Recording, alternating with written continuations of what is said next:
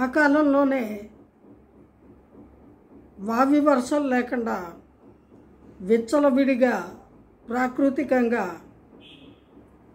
స్త్రీలకి పురుషులకి కోరికలు వచ్చినప్పుడు పశుపక్షాదులు జంతుజాలాలు ప్రవర్తించినట్టుగా శృంగారాన్ని చేస్తూ సంతానాన్ని ఉత్పత్తి చేస్తూ గడుపుతూ ఉండేవాళ్ళు.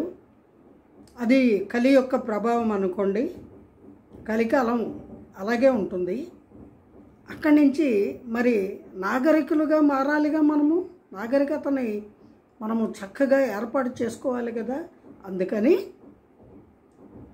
ఒక స్త్రీకి ఒక పురుషుడు, ఒక పురుషుడికి ఒక స్త్రీనే జీవిత భాగస్వామి, ఒక స్త్రీ ఒక పురుషుడు మాత్రమే కలిసి శారీరకంగా సంతానాన్ని ఉత్పత్తి చెయ్యాలి అనేటువంటి కట్టుబాట్లని, వివాహ వ్యవస్థని పటిష్టం చేసుకొని ఏర్పాటు చేసుకొని దాన్ని అనుసరిస్తూ ఈ కుటుంబ వ్యవస్థ అనేటువంటిది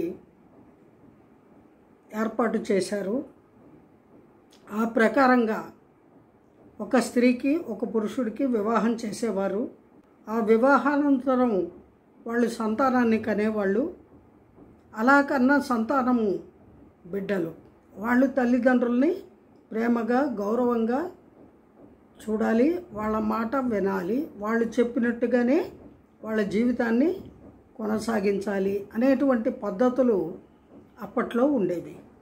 అలాగే చిన్న వయసులోనే బాల్య వివాహాలు చేసేసేవారు, ఆడపిల్లలకి మగపిల్లలకి కూడా.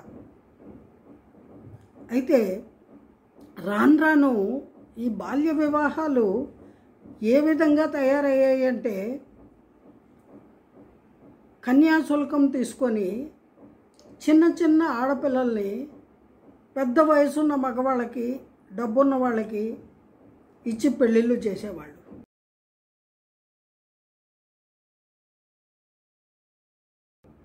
వాళ్ళు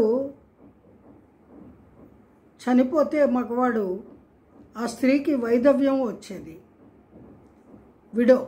విడో అయిపోయిన అమ్మాయిని ఏ 16 ఏళ్ళో 18 ఏళ్ళ వయసులోనో విడో అయిపోతే అది మళ్ళీ పెళ్లి చేసుకోకూడదు. అది అనాచారం, దురాచారంట అప్పట్లో. దాన్ని వంటింటికే పరిమితి చేసేవారు. వంటింట్లోనే ఉండాలి, తల ఎత్తి పురుషుల్ని చూడకూడదు. కన్న తండ్రి అయినా సరే, తోడబుట్టిన సోదరుడైనా సరే మగవాడిని తలెత్తి సూటిగా మొహం వైపు చూడకూడదు, పాదాలు మాత్రమే చూస్తూ మాట్లాడాలి. అలాంటి స్థితి అప్పట్లో ఉండేదట. అలాగే ఆ స్త్రీ యవ్వనంలో ఉంది కాబట్టి దానికి ఫిజికల్ నీడ్స్, అవసరాలు ఉంటాయి కదా, కోరికలు కలుగుతాయి కదా.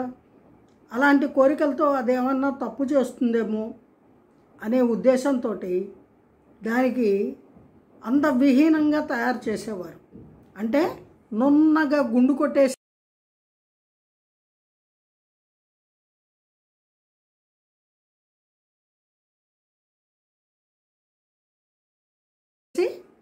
తెల్లటి ముసుగోటి సైనుగుడ్డ వేసి ఆ తెల్లటి సైను బట్టలు, ముతక బట్టలు, ఆఫ్ వైట్వి లేదా వైట్వి అది వేసుకొని గుండు కొట్టుకొని ఏ అలంకారాలు లేకుండా,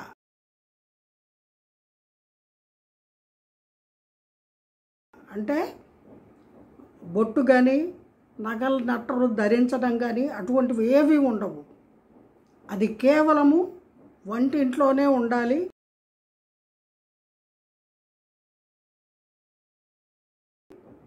వంట చేస్తూ, ఇల్లు శుభ్రం చేస్తూ, ఇంటి పనులు చూస్తూ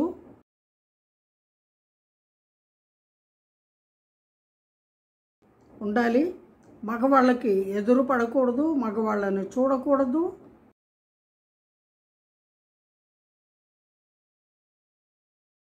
వెధముండ ఎదురొచ్చింది అని తిట్టేవారు. బజారుల్లో తిరగకూడదు. అది ఒక మూల, 4 walls ఇన్ బిట్వీనే దాని లైఫ్. అలా జీవించాల్సి వచ్చేది. అటువంటి స్థితి కొన్ని సంవత్సరాలు జరిగింది.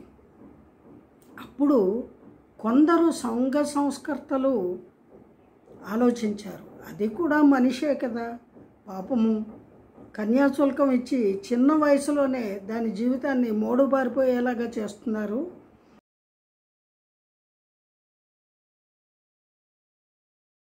ఇది దురాచారము, దీన్ని రూపుమాపాలి అని వాళ్ళు ఉద్యమాలు ప్రారంభించారు. ఆ ఉద్యమాలు ప్రారంభించి చేయగా వాటి యొక్క ఫలితంగా బాల్య వివాహాలు అనేటువంటివి కొంతవరకు తగ్గాయి. కన్యాశుల్కాలు తీసుకోవడము అనేటువంటిది కూడా తగ్గిపోయింది. ఆ స్థానంలో వరకట్నము అనే దురాచారము ప్రారంభమైంది. తర్వాత విషయాలు నెక్స్ట్ ఎపిసోడ్లో మాట్లాడుకుందాం. జై గురుదేవ.